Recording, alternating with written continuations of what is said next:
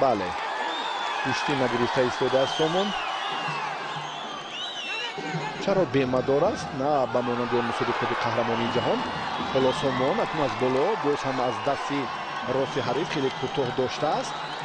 شاید در این جریان یک عمل دیگر یک حرکتی دیگر لازم است، اما بسیار اکنون این دفعه نیست باز توراев خود رو دیگر طرزوار نمود ساخت، اما عملش اینجا هم غیر قاعده بود. فکر میکنم تقدیری رقابت رو باز هم همون تنبیه ها آگاهی ها شاید حل کند. سومون این مراتب هم مبارزه رو باز هم اندکی دیگر قوه ضروری نیست.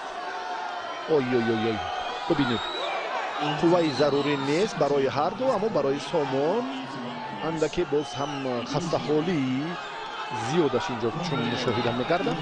فکر میکنم همین طور معین میشود عاقبت کاری پهلوانان در مبارزه امتیازی طلایی همین خواهد شد. بیاید ببینیم با هم.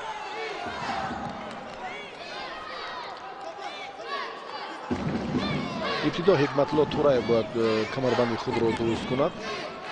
سومون بسیار پسیوی خود را نشان داده ایستاده است، حتی حرکت هم نمیکند به سوی پیش. چرا چنین مانده شدیم؟ اولین نیروسنجی سومون در میدان امروز است و در توکیو 7 رقابتی که سومون داد یکی از دیگری به کلی فرق کننده بود. کمربند رو خوب داشت، اما و ذریعه کنون نصیبی پهلوانی ازبکستان شد.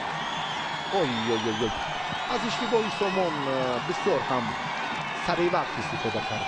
سریع وقت گوشتین سومون طبعی دل نیست. براستی سومونه که در توکیو متانتی خوب نشان داد، اما در میدان امروزه در دوری اولی رقابتش بسیار هم خسته حال بود. خواهش گوشتین گرفتن نداشت.